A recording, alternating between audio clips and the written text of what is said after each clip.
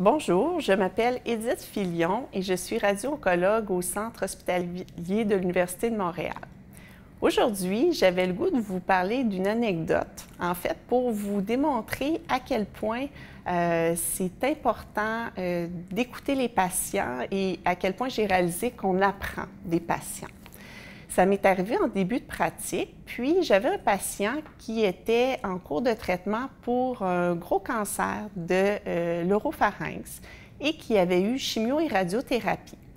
Et à sa dernière semaine, soit la 6e semaine, il m'a demandé d'assister à une réunion des NA, qui siègent pour narcomanes anonymes.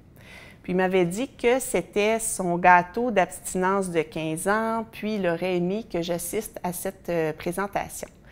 Donc, la soirée même, je me suis rendue, puis, en fait, moi, c'était la première fois aussi que j'assistais à une réunion comme ça.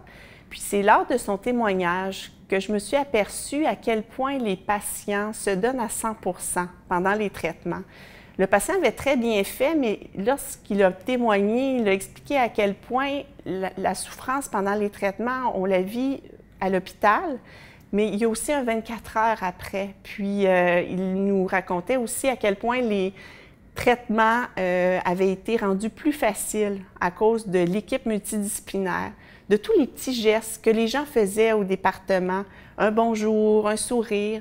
Puis ça, c'est des choses que lorsqu'on travaille dans le feu de l'action, on ne se rend peut-être pas compte, mais je m'étais dit qu'avec ce témoignage-là, toute ma vie, j'essaierais de penser à ça pour essayer de rendre les traitements le plus facile possible. Puis c'est vraiment des petits gestes qui, nous, on fait ça spontanément, mais qui tiennent vraiment à cœur aux patients. Puis, lors de son témoignage aussi, en fait, j'ai réalisé que l'équipe multidisciplinaire, soit les nutritionnistes, les orthophonistes, les psychologues, les travailleurs sociaux, les technologues aussi, comptent beaucoup pour les patients. Puis, dans le fond, je pense que ce témoignage-là aurait été bien si tous les membres de l'équipe l'avaient vu pour que ça nous ressemble, puis ça nous donne encore toujours le goût de donner notre 100% pendant les traitements.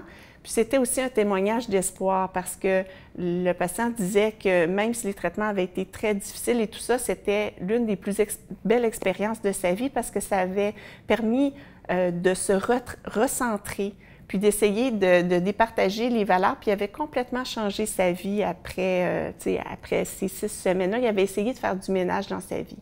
Donc, je voulais partager ça avec vous aujourd'hui pour peut-être vous montrer que non seulement les patients, parfois, ils pensent qu'ils doivent de la gratitude et tout ça, mais en fait, c'est vraiment le personnel soignant, puis les médecins là, qui, jour après jour, là, moi, en fait, je me sens chanceuse, puis en fait, je suis privilégiée d'être avec les patients, puis d'être à tous les jours, de faire un petit peu partie de leur quotidien.